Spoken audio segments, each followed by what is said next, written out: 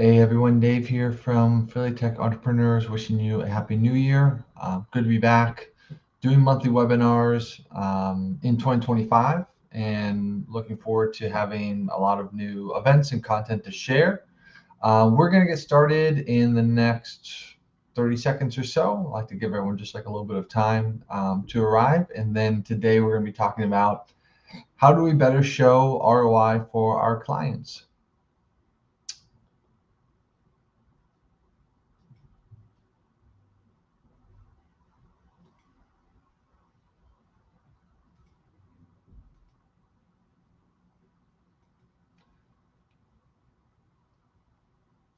All right, so let's get started. How do we better show ROI for our clients? This presentation is themed a little bit from a marketing agency perspective because that's what I know in terms of the services and the clients that we work with and their goals. But a lot of the concepts could be applied to really any type of client services. You know your industry, you know what's important to your clients. So just think of it from that perspective and just replace the marketing speech as needed.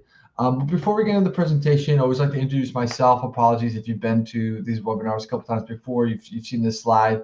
But it's January 2025. I am the organizer of Philly Tech Entrepreneurs. Philly Tech Entrepreneurs is about a year and a half old or so. It's a free community in Philadelphia for tech entrepreneurs. We have a Slack group. We do monthly webinars. We have a weekly podcast.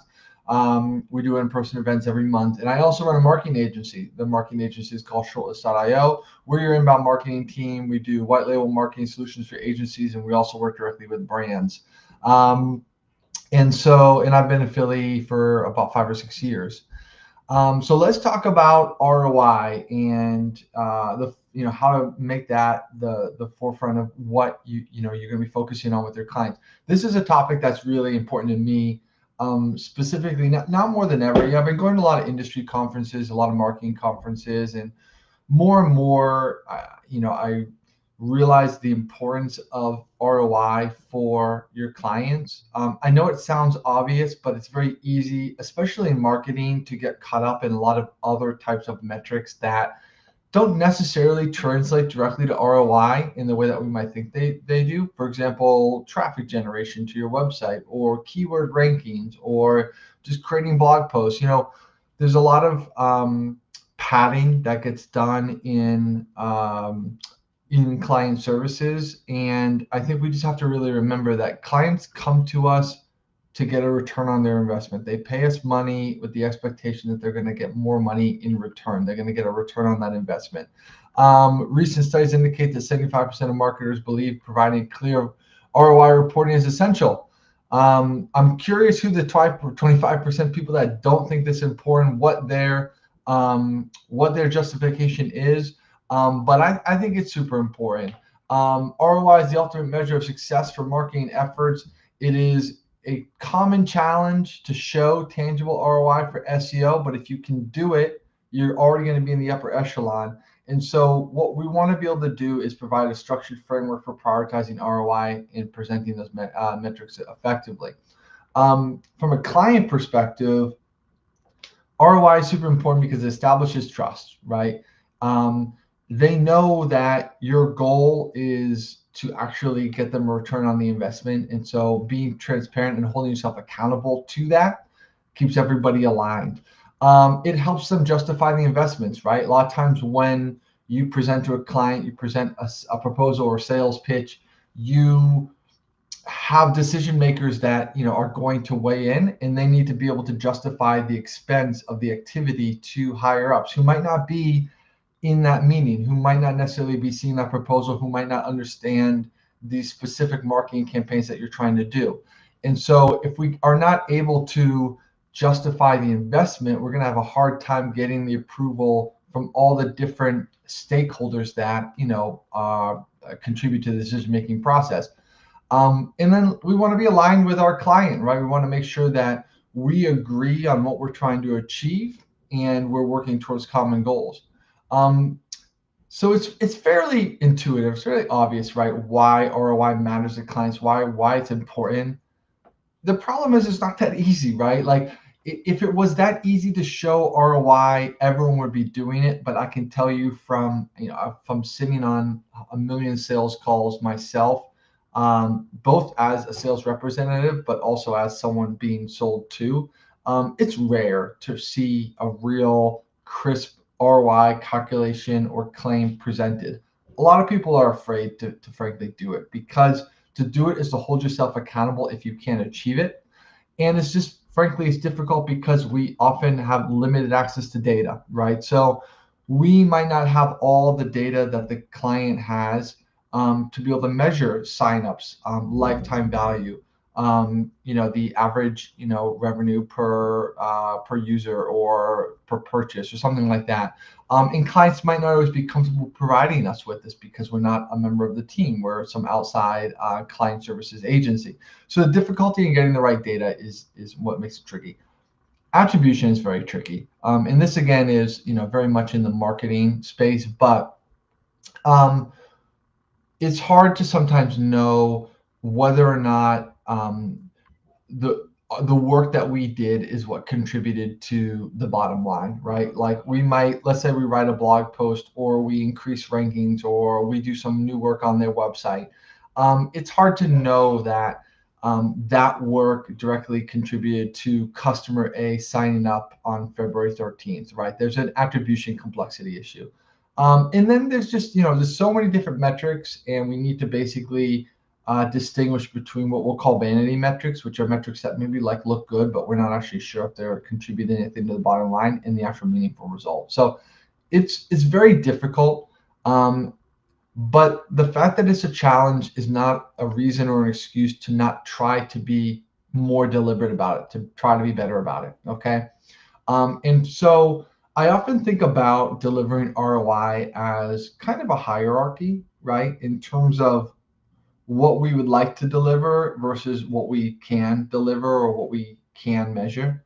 I think at the top is absolute increases. And this is obviously my kind of opinion here. People may differ, but I think, for example, if someone is getting 100 leads a month and you get them to 150 leads per month, that absolute increase is a clear indicator of an ROI increase, assuming that we have a reason to believe that the additional 50 leads came from our marketing efforts. But we know very much what the marginal increase in sales they have gotten is. And so these absolute increases are going to be the clearest way where, if we're able to get that data, if we're able to understand, what the difference between now and then is, we can very clearly show the value of that and tie it to our efforts. If we know what a lead is worth and we know what the increase of leads are, then we have a clear calculation which we can then contrast with the spend from the client, right? Next is kind of relative increases. This might be something like a 20% increase in leads, or a 30% increase in traffic, or something like that. This one is a little trickier because, on the one hand, sometimes a relative increase is an easier means of having a conversation with the client. So, for example, we can't, with each client that comes through the door, we can't just say, hey, we're going to get you 50 more leads a month. It very much depends on their starting position, right? But over time, having worked with many clients, we can get an understanding that after 30, 60, 90 days, we typically see increases of, say, 15 to 30% in leads, traffic, revenue, whatever that might be. And so we can kind of start to provide them with an expectation of a relative increase that becomes more of a benchmark from the clients that we've worked with. The problem is that, depending on where they're starting, a relative increase of 30%, while that might sound good, it might not actually translate to a great ROI, because ROI is going to be dependent on how much they spend to get that relative increase. And if they're starting from a very low position, many potential clients come to us with very few leads or zero. That's why they're coming to a marketing agency, right? They have problems with growth. So in that case, a relative increase isn't really going to be satisfactory if you get 1 lead a month and I tell you I can get you 100% more, so now you get 2 leads a month, that might not be worth, thousands of dollars a month. And then, below that is vanity metrics, which, frankly, I think we're really trying to move away from completely. These are things like keyword ranking improvements, authority scores, the impressions that you get on your site. Like, these are things that, they're nice to know of, and they're an indicator maybe of things moving in the right direction, and they tend to lead to absolute and relative increases in the KPIs that really matter, but it's not a direct one-to-one correlation. There are plenty of examples of people getting a lot more traffic that was low quality, of ranking high for keywords that don't actually have buyer intent, of increasing the site's authority without actually that translating into more, clicks or traffic or anything like that. And so you have to be really careful with vanity metrics. It's not that I don't think there is a place for them at all, because like I said, that they are part of telling the story and the narrative, and often are a sign of things to come. But if we're relying strictly on vanity metrics for our reporting, then we are not focused on ROI, and we're gonna have a difficult conversation when we have to, convince the client why they should continue to work with us after maybe that 90-day trial period or something like that. Sometimes you can kind of get people on an act of faith to, take a chance, and see what happens. But if after a while, if all we have to show for ourselves are vanity metrics, the client is going to become somewhat disillusioned with, what we've been able to do for them, and they will eventually churn. So the first thing, like I said, is to really identify the metrics that are tied to business objectives. Obviously, sales, revenue, profit, leads are typically near the top. However, in your industry, if we're not in marketing, there might be some other business objectives that should also be taken into consideration. It could be something like, conversations generated, or it could be investments raised. It could be a growth of a portfolio, whatever it is. Understanding what that top business objective is, and then we have to ask ourselves, are we able to reliably report on it? Are we able to basically understand where it's at today as a baseline and how it's changing over month to month? And if so, what are going to be the client-specific goals that we want to establish, and on what timelines? It's very rare for client services, I think, to show results immediately. That's just, certainly in marketing, and I expect that's the case in most industries. It takes time to set up and execute campaigns, and to acquire the leads, and to for deals to get done, for conversations to happen. And so most of the time we're looking on the scale of several months. However, clients obviously come with a need, and they need that need to be satisfied as soon as possible. And so, for example, we at Shortlist will often set terms for like 90 days, where we're not necessarily going to promise the moon for 90 days, but we're promising some results that will be the basis for a future conversation, and where we can say, were our expectations correct? Are we understanding the market and the objective clearly enough to be able to estimate in 90 days what we think is a reasonable improvement? And so we'll often kind of pitch people on something around like a 90 to 100-day campaign. We'll set some clear KPIs. We're going to try to make them as ROI focused as possible. And then, we'll do the work, and we'll see what happens, and then we'll make adjustments. And this, tends to give people a sense of sort of comfort, knowing that, we have these specific goals, we have a timeline. It's long enough for us to do the job, but not so long that they're going to just pay us every month without knowing whether or not we're actually getting any closer. We're going to need tools to acquire these metrics. Every platform has its own pros and cons, and sort of the KPIs that it is going to produce best.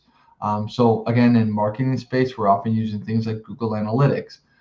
That will be able to tell us traffic. But if we also set up conversion rate tracking, which you can do in Google Analytics, we can know a bit about the leads. Knowing about the leads that we're generating, that we're bringing in, is a huge step forward for ROI. Other tools like Ahrefs, SEMrush, again, these are marketing tools. They're going to be good for vanity metrics, but not much else, because they are just a general platform that looks at things from, we'll say, like a bird's eye view, but they are not actually connected to the back end of the client's system, and therefore they're not reporting the actual results. They're an estimate at best, and they should be used kind of sparingly. Again, they're good for analyses and to kind of analyze the market, and there's a use for them. But in terms of ROI and reporting and things like that, they're not going to be particularly effective.